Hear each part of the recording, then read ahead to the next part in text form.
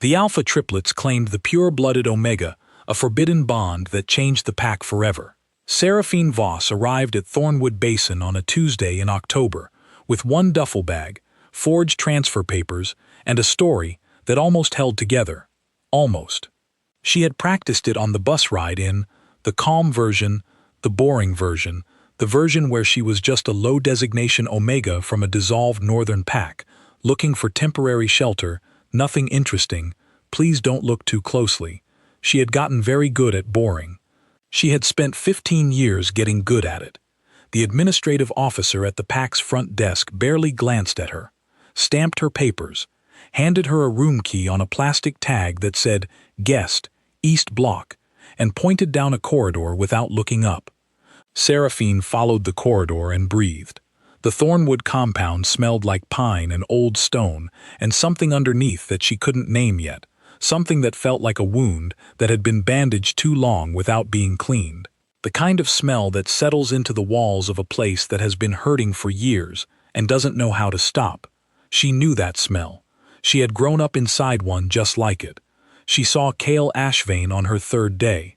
She was coming out of the mess hall, carrying a tin cup of tea she hadn't asked for because the woman at the counter had pressed it into her hands before she could say anything, and she was looking at the cup, trying to figure out what a person was supposed to do when a stranger gave them something warm for no reason, and she walked directly into him.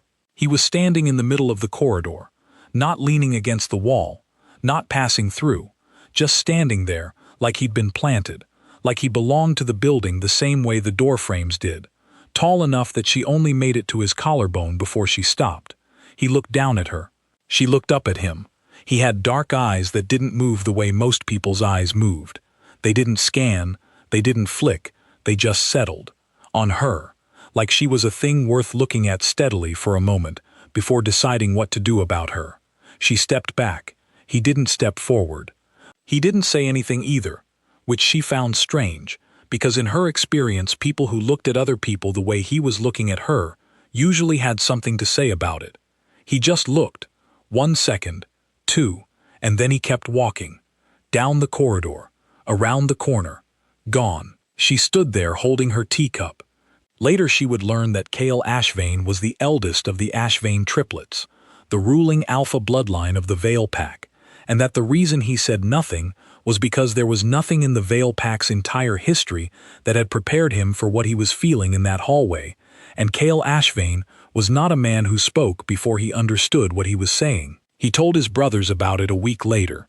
That was how long it took before the silence became more unsettling than the admission. Rhys found her before she found him.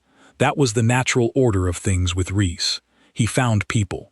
It was his particular gift and his particular problem, and also, she would eventually understand, the reason the pack both loved him and worried about him in roughly equal measure. She was in the East Courtyard on a Thursday afternoon with a book she was not reading.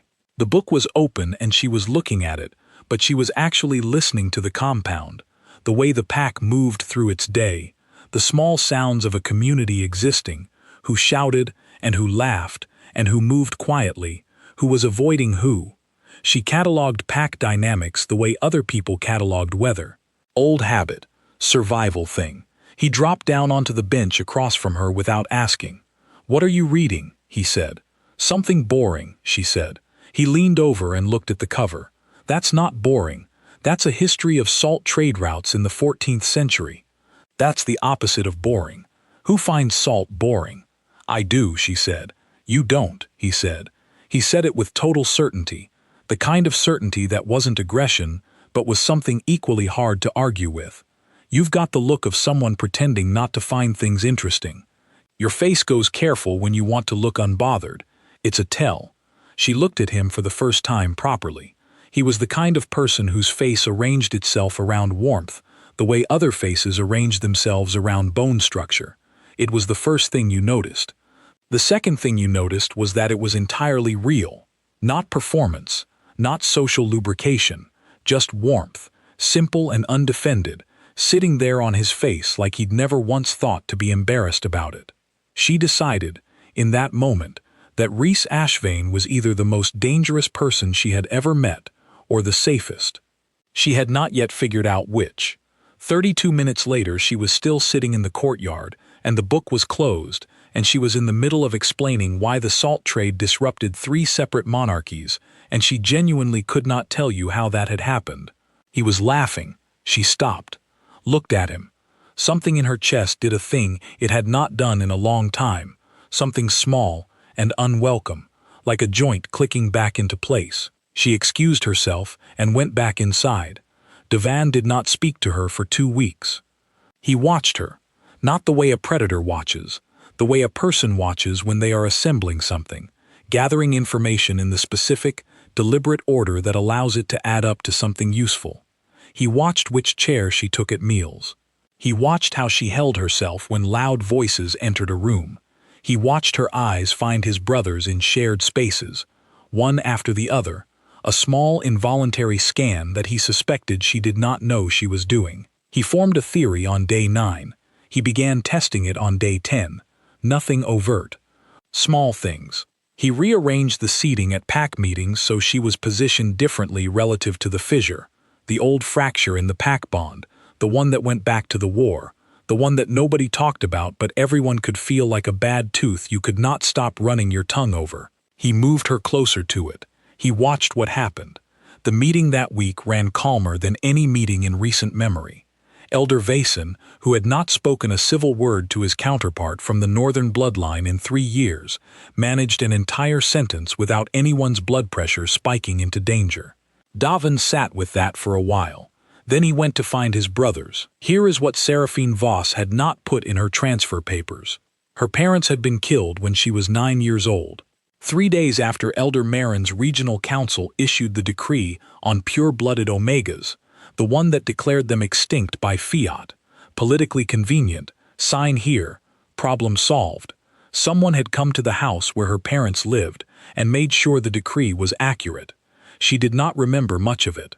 Her mind had made certain decisions about which memories she was allowed to keep. What she had was a series of images that didn't connect. Her mother's hands, the smell of burning, a woman she didn't know who carried her on her back for 2 hours, through a forest, and left her at the door of a family in the border territories who were not wolves and asked no questions. She had been raised by people who were kind and careful and who understood, without ever saying it, that there was something about her that needed protecting. She had spent the following 15 years learning everything she could about pack law and pack history and the Marin Council and the specific legal architecture of how they had made her family disappear. She had spent those same years learning to suppress what she was, to damp down the frequency she broadcast, to walk through pack spaces looking ordinary, to perform smallness so convincingly that she sometimes caught herself doing it when she was alone. She had come to Thornwood Basin because the Vale Pack had the most damaged pack bond of any living community on record. Because a damaged pack bond created noise, static in the psychic frequency of the pack, that would mask her own signature. Because the Ashvane triplets were the most powerful alphas on the continent, and proximity to that much alpha energy would function like interference, would scatter her signal the way radio towers scattered each other. She had calculated wrong. The alpha energy didn't scatter her signal, it amplified it. Like 3 speakers all tuned to the same frequency, pointing at the same wall. She found this out on the night of the monthly pack gathering, and she found it out in front of 43 wolves, and the only thing she had going for her was that she was the only one in the room who understood what was happening. The gathering was mandatory. She sat in the 3rd row and watched the meeting proceed the way she had watched dozens of pack meetings over the years, cataloging the dynamics, the fault lines, the histories living in the spaces between who sat next to who. The fracture announced itself 20 minutes in. 2 wolves, both senior pack members, both carrying histories that went back to before the war, both nursing grievances that had been packed in ice so long they had stopped looking like grievances and started looking like personality traits, said things to each other that could not be unsaid. Not shouting, that would have been easier. Just words, precise and aimed, the kind that don't need volume to land. The pack bond groaned. She felt it the way you feel a building settling wrong. Not dramatic, not sudden, just a deep structural protest from somewhere below the floor, the kind of sound that means something has been holding on for a long time and is now reconsidering. Without deciding to, she breathed. In, steady, out slow. Something in her chest opened the way a hand opens when it stops making a fist. She didn't push anything outward. She didn't do anything, technically. She just stopped suppressing. Just for a second, just the smallest possible unlocking, and let herself exist in the room at full frequency for the first time in 15 years. The groaning stopped. Not the argument. That continued. But the deep structural protest from below the floor stopped, like a building that had been deciding to fall over and then changed its mind. 43 wolves in the room. 39 of them felt something shift and did not know what it was. 3 of them turned their heads in the same direction at the same moment. The fourth one, Devon, had already been looking. Kale found her the next morning.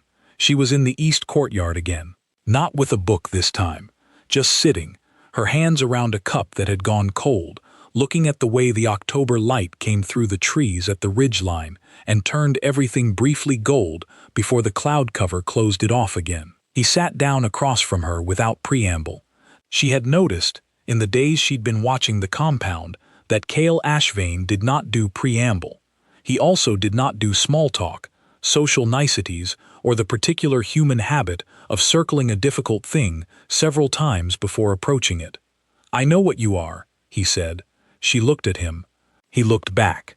No threat in it. No accusation. Just the same steady settling she had noticed in the corridor on day 3, but focused now, the way a lens focuses light into something that can burn. "How long," she said, "before the council finds out?" It was not a question. He understood that. "Elder Marin has known since you arrived," he said. "She has been waiting to see what happens first." Seraphine set down her cup on the stone bench. She looked at her hands for a moment. Then she said, "That means she brought me here." "Yes," he said. "She arranged the transfer." "Yes." She was quiet for a moment. She was doing the math, the specific cold arithmetic of someone who had spent a long time surviving on forward planning. "She wants to use me before you do." "She wants to use you," Cale said. "What I want is something different. What do you want?" He looked at her for a long moment. "I want you to have a choice," he said. "That's different from wanting something from you." She did not know what to do with that, so she picked up her cold cup again and looked at the ridgeline. The gold light was gone. The clouds had won. Cale told his brothers that evening. The 3 of them sat in the main room of the Ashvane wing, the room they had grown up in, the one with the long table their father had built, and the fire that always needed feeding, and the window that looked out over the northern tree line. And Cale told them what he had confirmed, and what he suspected about Marin, and what he had said to Seraphine that morning. Reese was quiet for longer than was normal for him. "She must have been terrified," he said finally, "coming here, into an alpha pack, with forged papers, knowing they'd probably find out." "She calculated the risk," Davin said. He was sitting at the end of the table, turning a pen in his fingers, the way he always turned something when he was processing. "She chose us specifically. Not for protection. She thought we'd be cover. We amplified her instead," Cale said. "Yes." Another silence. The fire needed feeding. None of them moved to feed it. "What does Marin want with her?" Reese asked. "Control," Davin said. "A pure-blooded Omega under council jurisdiction is an asset. She can stabilize packs, resolve bond fractures, act as a neutral mediating presence in territory disputes. The council could use that for another 50 years. He paused. They used her parents for 11 years before they decided it was easier to issue a decree. The fire crackled. "What do we do?" Reese said. Davin set the pen down. "I've been reading the claiming law," he said. By the second week of November, all 3 of them were losing sleep. Reese noticed it first, because Reese noticed emotional states the way other people noticed weather. Early, physical, impossible to ignore. It presented as warmth that had no source. A specific heat that started in his chest and radiated outward when she was anywhere nearby, and dropped sharply when she left, like someone pulling a window closed. He had felt the pull before. He was 31 years old. He knew what the claiming pull felt like, but not like this. Not with this kind of range, this kind of specificity. He could feel, without looking, exactly how far away she was in any building. He found this alarming in the way that only things you have wanted, without knowing you wanted them, are alarming, which is to say completely and without warning. Cale's experience of it was different. He noticed her absence. Not dramatically, not as longing, not as ache, but as a specific spatial awareness, the kind that makes you look up from a book when the light in a room has changed. He always knew which corridor she was in. He knew when she left the compound and when she came back, knew the quality of her footsteps on the stone floor of the East Block. He found himself routing his day around the places she was likely to be, not to approach, not to speak to her, just to be in the general vicinity of someone he couldn't stop tracking. He found this unsettling in the particular way of someone who is very controlled, discovering that control has limits.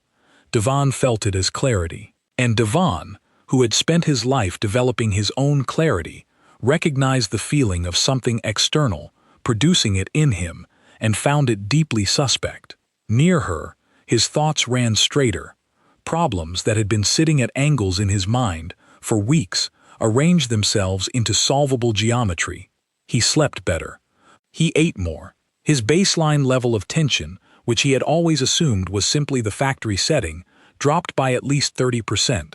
He found this, out of all the things the three of them were experiencing, the most frightening, because it meant she was already doing something to him without trying. And if she was doing it without trying, what could she do if she meant to? Elder Marin called the regional council on the 14th of November. She did not consult the Ashvane triplets before doing so. She did not technically have to. The council convened at the senior elder's request, not at the Pack Alpha's permission. This was a specific feature of Pack law that Marin had helped write 40 years ago, during a session that had also produced the decree on pure-blooded Omegas, and which had been designed to prevent exactly the situation now developing in the Ashvane wing. She sent the summons on a Sunday evening and received confirmation by Monday morning. The council would arrive at Thornwood Basin in 6 days. She did not tell Seraphine. Seraphine found out anyway. She found out because she had been in the East Courtyard every afternoon for 3 weeks, and the East Courtyard shared a wall with the senior elder's office, and the window of that office had a gap in the seal that turned the entire courtyard into a kind of acoustic instrument when the wind came from the south, which it had on Sunday evening. She sat with the information for exactly 1 hour. Then she went to find Devon. She had understood, in the weeks since arriving, that Devon was the one you went to when you needed something solved. Not because he was the leader. Cale was the eldest, the Alpha Prime, the one the pack looked to. But leadership and problem-solving were different skills, and Devon had the second in the specific, architectural way of someone who had spent a long time thinking about how systems worked and how to find the place where a single lever moved everything. She found him in the records room, which she had also suspected she would.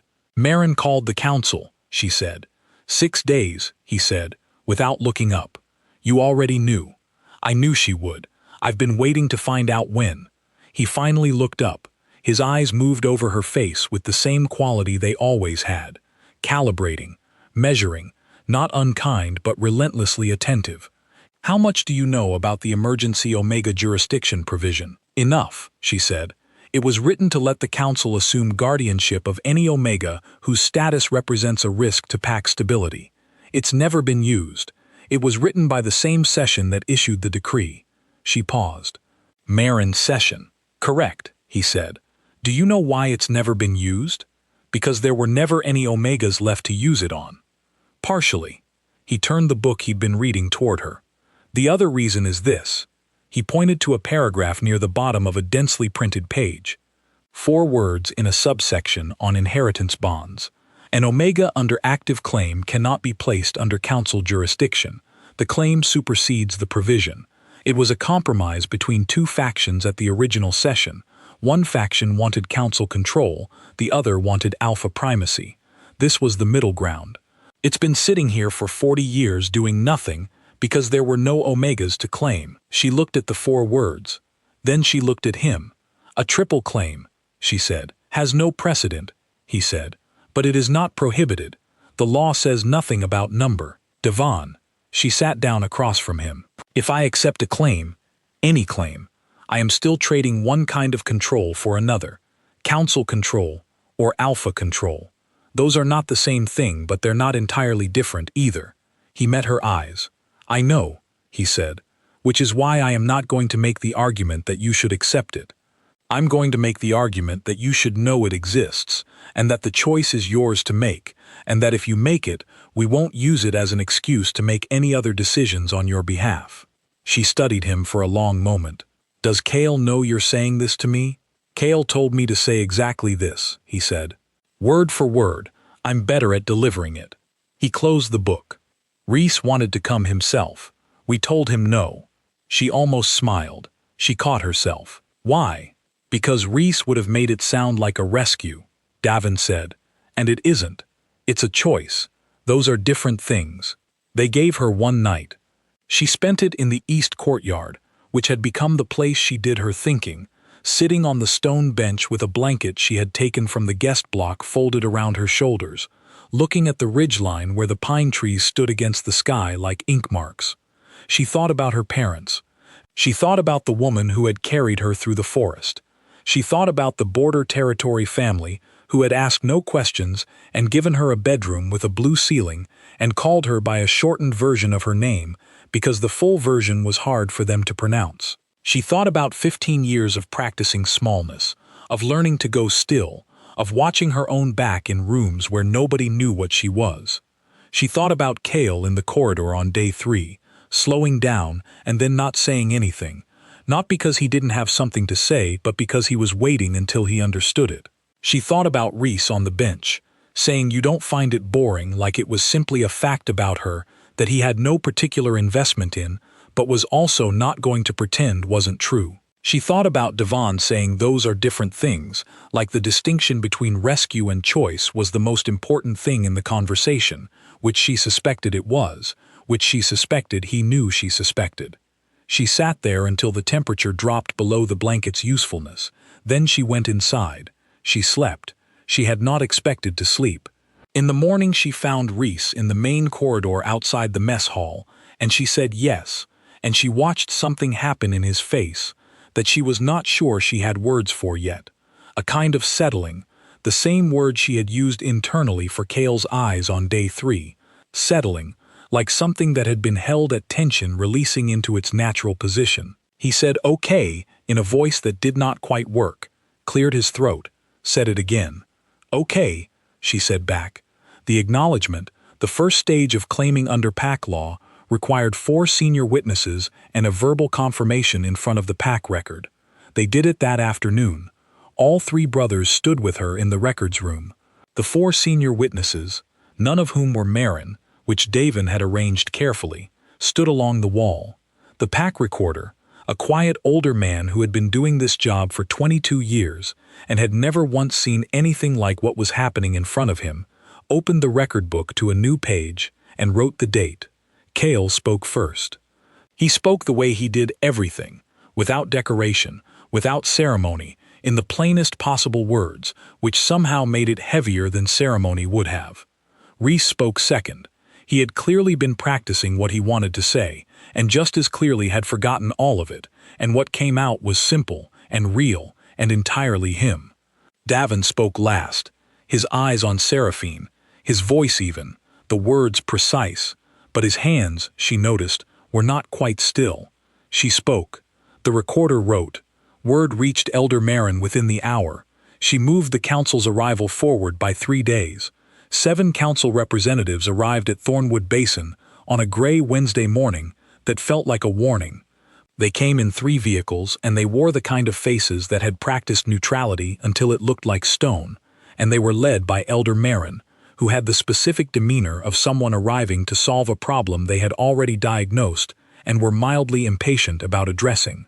She was 73 years old and had the posture of someone who had made important decisions for a long time and had stopped questioning whether they were the right ones. The Ashvane triplets met them at the gate. Seraphine stood slightly behind and to the right of Cale, which was where she had positioned herself, not because anyone told her to, but because she understood staging, and she understood that her presence needed to communicate something specific, that she was here, that she was with them, and that she had chosen to be. Marin's eyes found her immediately. Seraphine looked back. Neither of them said anything. They didn't need to. They had been in a conversation since Seraphine was 9 years old. This was just the first time they were in the same room for it. The meeting took place in the compound's main hall. The regional council invoked the emergency Omega jurisdiction provision at 11 minutes past 9 in the morning. Elder Marin read the provision aloud in its entirety, which took 4 minutes, and then laid out the council's position that Seraphine Voss was an unclaimed Omega, whose presence constituted a documented risk to the stability of the Veil Pack, as evidenced by the bond disruption event at the monthly gathering, and that under the provision, the council was empowered to assume guardianship until a permanent arrangement was determined. She finished speaking, looked at the Ashvane triplets. Devon stood up. He opened the record's volume to the inheritance bond subsection. He read the 4 words. He then spent 12 minutes, which felt much shorter to the room and much longer to the council representatives, explaining in clear and unhurried language exactly why the provision Marin had just invoked did not apply to an Omega who had entered the first stage of a formal claim, citing 2 centuries of pack legal precedent, 3 council decisions that had treated the inheritance bond subsection as binding, and the specific notes from the original session that had produced both the provision and the exemption simultaneously. He closed the book. The room was very quiet. One of the council representatives leaned over to another and said something in a low voice. Marin's expression did not change. She said, "The triple claiming has no precedent. The law does not account for it. The law does not prohibit it," Devan said. "Absence of prohibition is not permission. In criminal law, yes. In claiming law, no. Claiming law operates on consent, not enumeration. If it is not specifically prohibited, it is permitted, provided all parties consent." He paused. "Do you want to argue consent? Because she's in the room." Marin looked at Seraphine, and Seraphine, who had been sitting quietly through the entire proceeding, who had watched Devon dismantle the council's legal position with the focused efficiency of someone who had been preparing this specific argument for 3 weeks, stood up. "I would like," she said, in the quiet, carrying voice of someone who had spent 15 years learning when not to speak, and was now choosing to name some people. Marin went very still. 11 families, Seraphine said, across 4 territories. Relocated, separated, or lost after the decree. I have their names, their original pack affiliations, their last known locations, and in 4 cases the dates of their deaths. I also have the names of the council members who authorized each action." She looked at Marin. "Your name appears on all 11.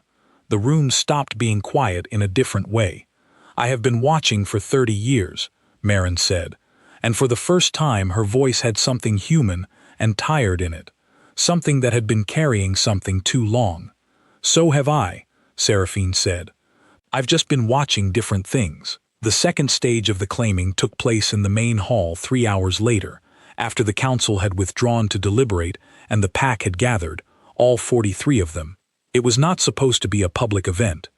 Pack law required witnesses, not an audience. But the pack came anyway, filtering into the hall the way water finds its level, not asked, not directed, just present, understanding collectively that something was happening that they needed to see. Reese went first. He always went first into the things that frightened him. Seraphine had noticed this about him early, the way he ran toward the difficult thing rather than away from it, not because he wasn't afraid, but because he had decided somewhere along the way that fear was a reason to move faster, not slower. He took her hands in both of his and held them like something he had been waiting a long time to be careful with. And the bond pull that had been building for 6 weeks did something she felt in her sternum. A click, a settling, like a door finding its frame. Davin went second. He held her hands the same way he had done everything in this story. Deliberately, precisely, having thought about it beforehand, saying more with the quality of his attention than with any word. His hands were steady. She had known they would be. The bond pull locked into place between them with a force that surprised them both, she thought, though neither of them showed it. Cale went last. He was the eldest. He was always careful with his decisions, and she had understood from their first real conversation that this was not hesitation but the specific weight of someone who did not take things lightly. When he took her hands, it was with the same quality as everything else about him. Settled, complete, without reservation, having decided. The bond closed. All four of them felt it. The pack felt it. 43 wolves in a room, and for a moment they were all breathing the same air at the same depth, and the fracture, the old wound in the pack bond that went back 20 years to a war that nobody's body had forgotten, went quiet, not healed, not closed, but quiet in the way of something that has finally been acknowledged instead of worked around. Reese was crying. Nobody was surprised. Cale, standing beside Seraphine with her hand still in his, looked out at the room and then looked at her, and there was something in his face that she had not seen there before. Not the settling, not the careful wait, but something underneath those things, something warmer, something that had been waiting behind the control for a long time. She looked back at him.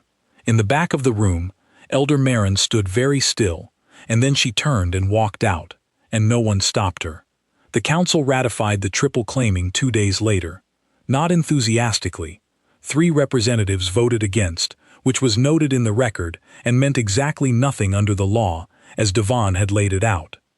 The other 4 voted in favor with the specific energy of people who had realized they had no legal ground to stand on, and were choosing to exit gracefully rather than dig further into the hill they were about to die on. Elder Marin signed the ratification herself. She was still in the compound. She would be in the compound for another 6 months, because she was the senior elder and had nowhere else to go, and the pack did not move against its elders, and Seraphine had not asked them to. What Seraphine had asked for was the record, the full archive of what the council had done with the pure-blooded Omega families, the names and the dates and the decisions. The council produced it. Marin watched her receive it and said nothing.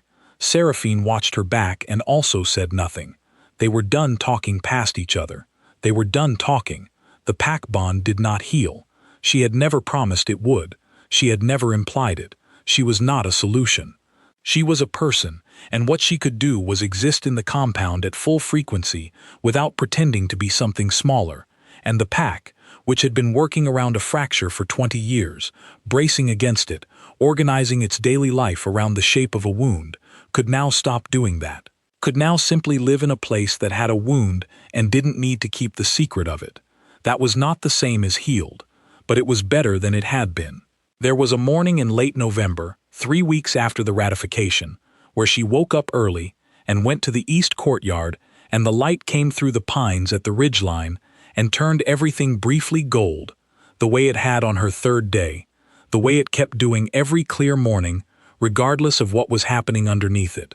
She sat on the stone bench with her tea, hot this time, made herself, and watched the light and did not think about anything in particular.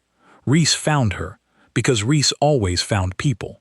He sat down beside her, not across from her this time, beside her.